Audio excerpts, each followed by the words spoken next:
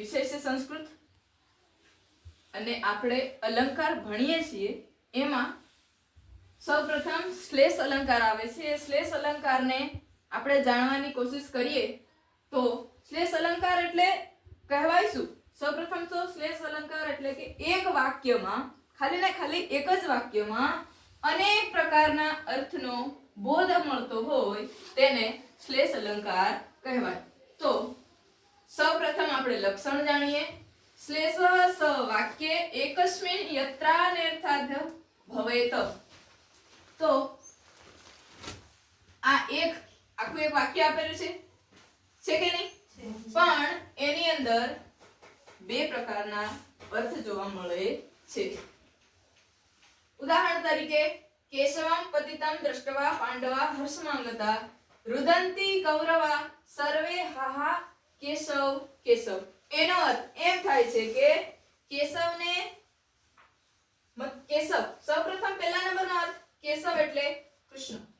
Okay, Keshav એટલે કૃષ્ણ. પહેલા નંબરનો અર્થ છે કેશવ એટલે કૃષ્ણ.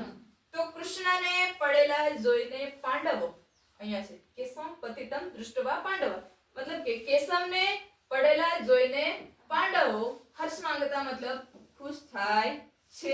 ઓકે, ખુશ થાય છે મતલબ કે આનંદમાં આવી ગયા.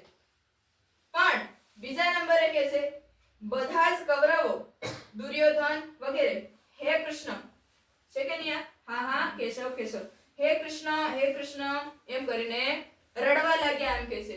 ઓકે, અહીંયા કેશવનો અર્થ કૃષ્ણ થાય છે. કયા નંબરનો અર્થ છે?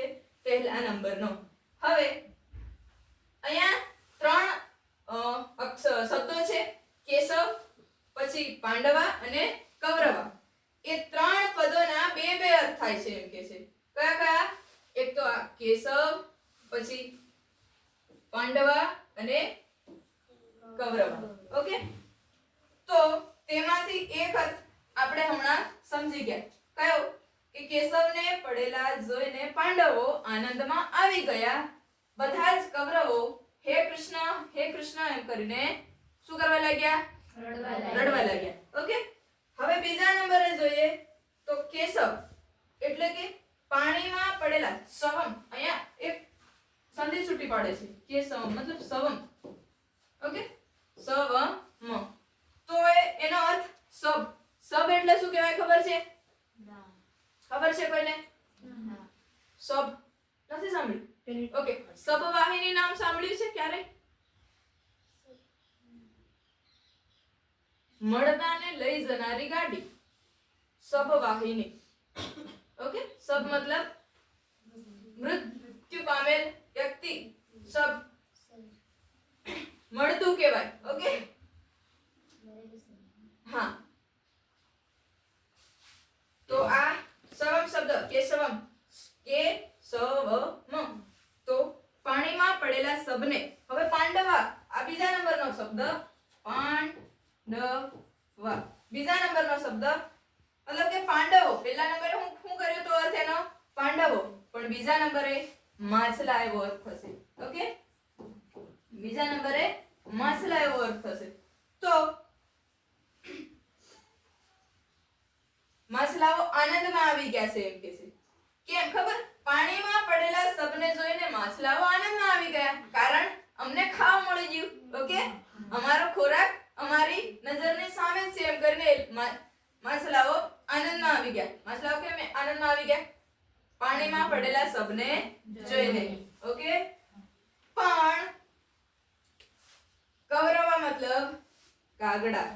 કૌરવા મતલબ કાગડા. અને બધા કૌરવા મતલબ કે કાગડા. અહીંયા કાગડા અરે રે સબ પાણીમાં ગયું એમ કરીને રડવા લાગ્યા. કેમ રડવા લાગ્યા? કારણ કે ખાવા નહીં મળે. એમનું ખાવા બીજાના મોઢામાં જતું રહેવાનું. ક્યાં કને? માછલા જોડે જતું રહેવાનું ને. ઓકે, તો કાગડા કઈ રીતે ખાવા મળે? નહીં મળે ને. તો શ્લેષ અલંકાર સમજ આવ્યો?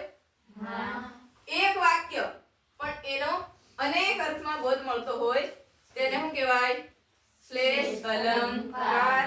ઓકે, ફરીથી કહું છું, કેશવમ પતિતમ દ્રષ્ટવા પાંડવા હર્ષમાં માંગતા રુદંતી કૌરવો સર્વે હાહા કેશવ કેશવ. ઓકે, કૃષ્ણને જોઈને પાંડવો આનંદમાં આવી ગયા. રુદંતી કૌરવા સર્વે હાહા કેશવ કેશવ એટલે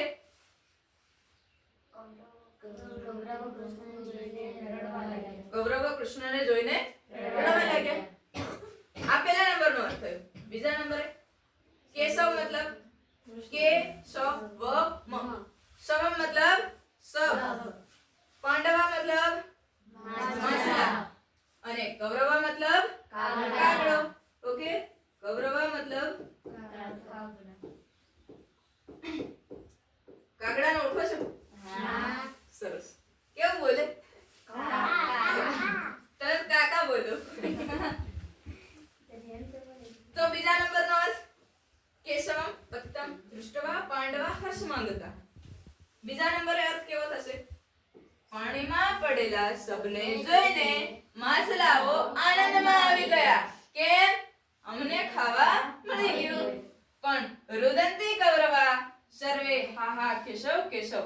કૌરવા મતલબ કાગડા. કાગડાઓ કે અરે રે સબ પાણીમાં ગયું એમ કરીને કે રડે છે.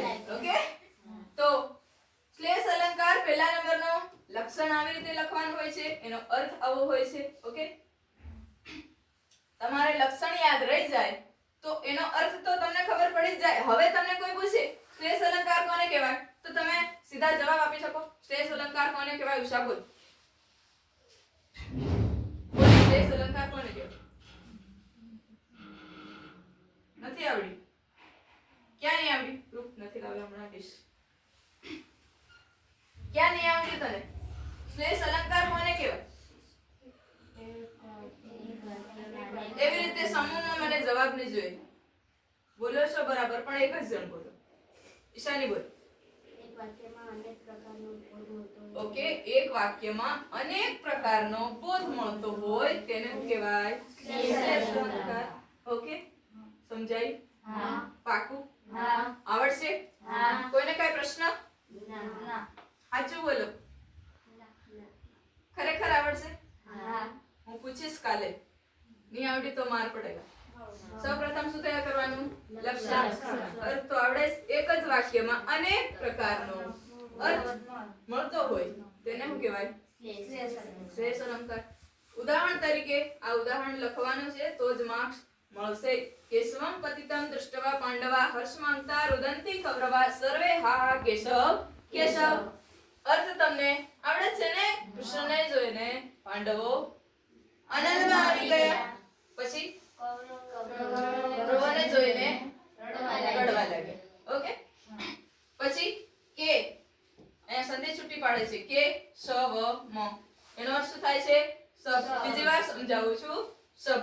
ઓકે, પાંડવા મતલબ માછલા, કૌરવા